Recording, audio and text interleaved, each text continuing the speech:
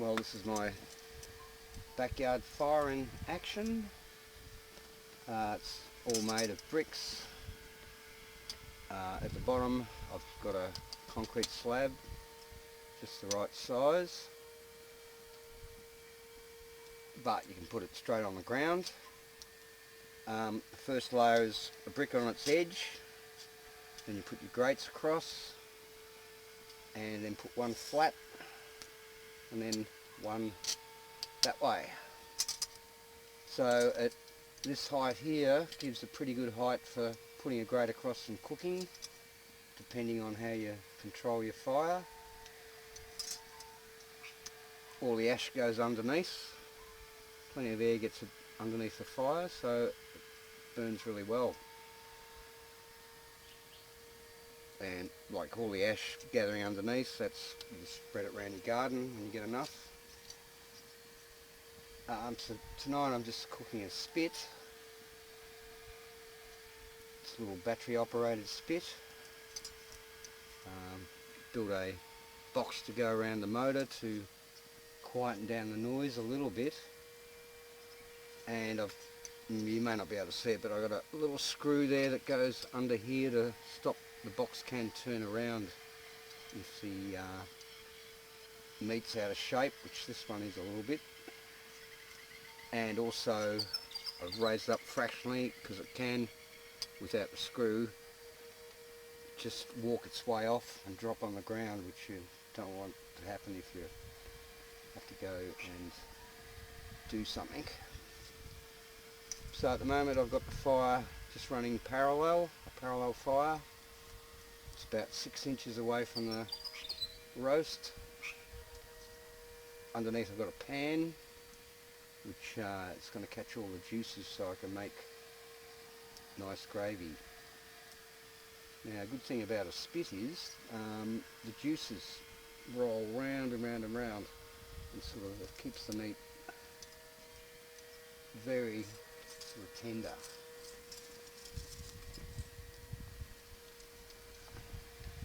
So I've just got a wall of flame about 6 inches away. I'm going to later on put some potatoes in the camp oven and cook them up here somewhere. I might have to put them up higher on this. And we need vegetables and gravy.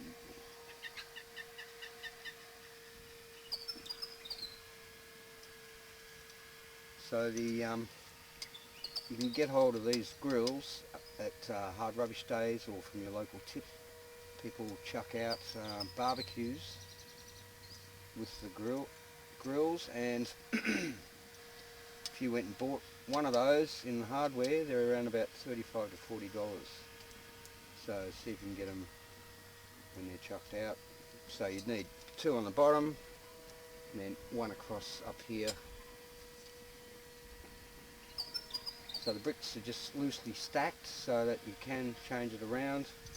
Could put this one on its edge, take it off even and drop it down lower. You can build it up higher if you want to cut out the wind. But I've found pretty good size to cook. Normally I'd have a little fire in the corner, so you get a hot side and then a cold side, or cooler side. But at the moment, because I'm doing a spit, it's central and it's parallel.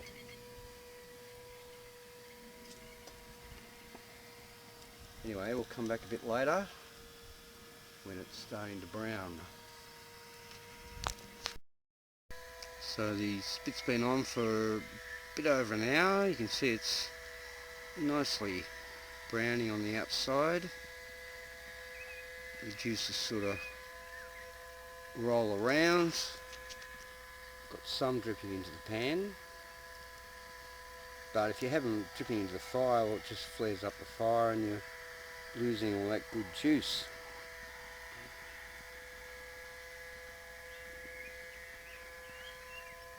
Well, it's about time to put the potatoes on.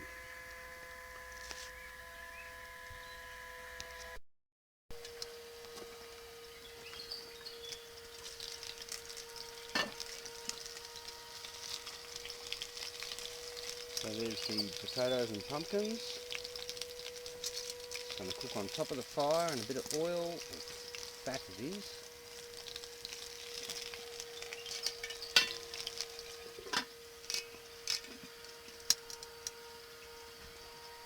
You may have to slow it down later, move it off to the side or put a plate on top. But in the meantime the roast is gently cooking away, looking very nice.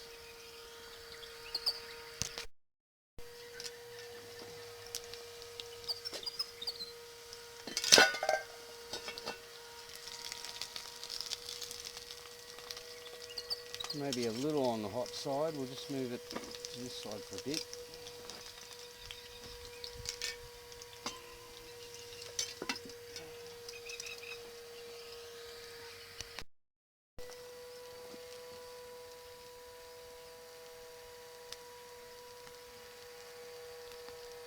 Well, the potatoes and pumpkins are ready. What I might do is take it off for a minute.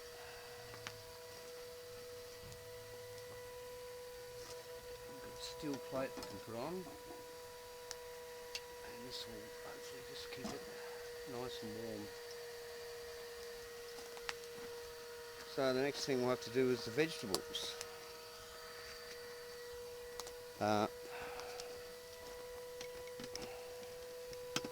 Okay, I've just put a little bit of water in the pan underneath. There's like hardly any fat coming out, so that'll stop the juices from burning.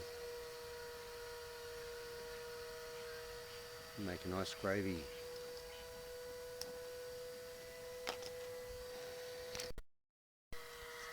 So I've just put the billy with veggies on, let them boil, look at the meat, it's looking beautiful. For another 20 minutes, half an hour.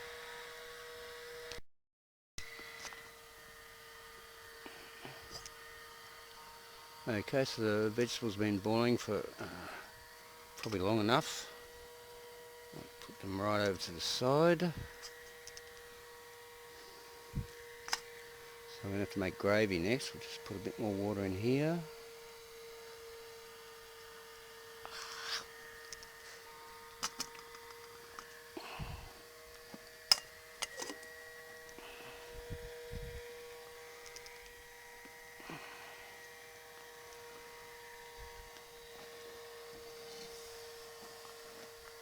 Okay, so we're just going to bring that to the boil.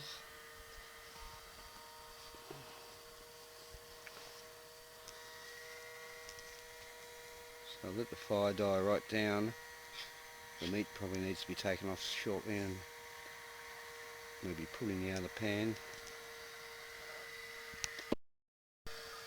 So now we'll just put in a stock cube.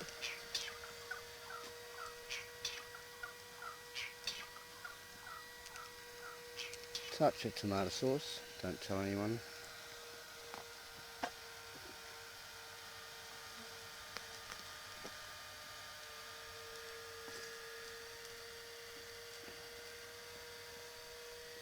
More water.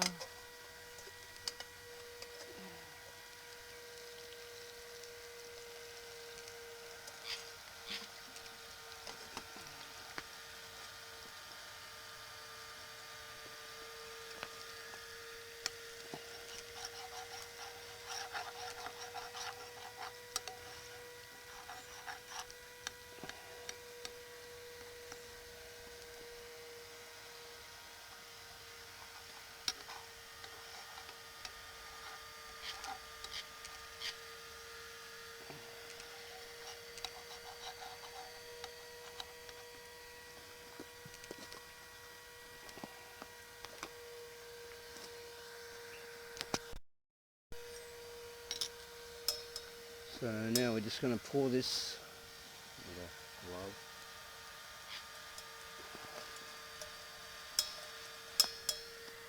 glove. Okay, pour this into a small pan.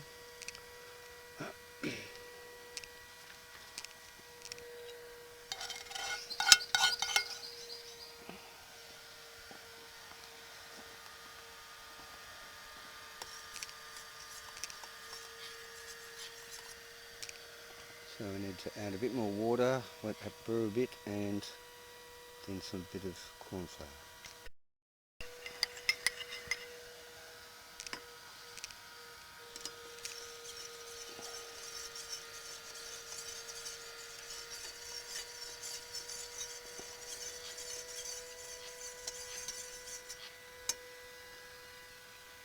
Okay, so we're not far off. And now it's time to take the spit off.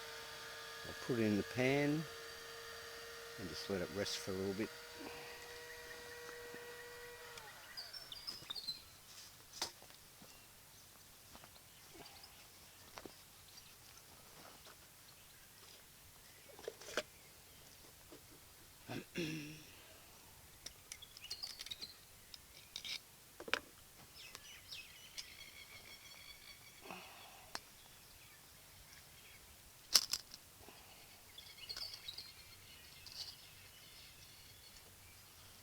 Okay, so into the pan.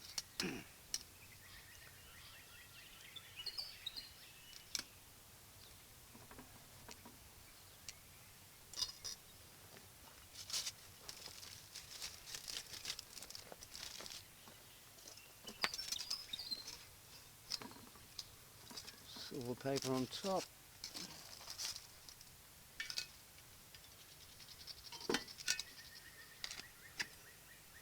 Gravy's just about there. So it's all done.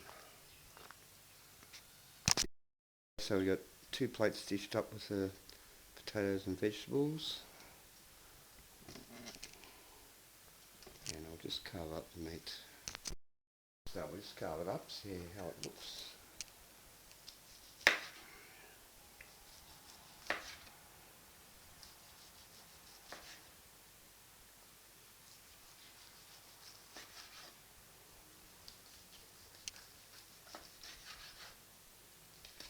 Well, nicely cooked all the way through.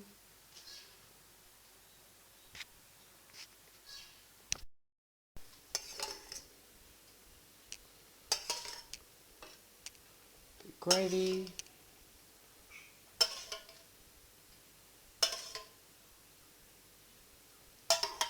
All done.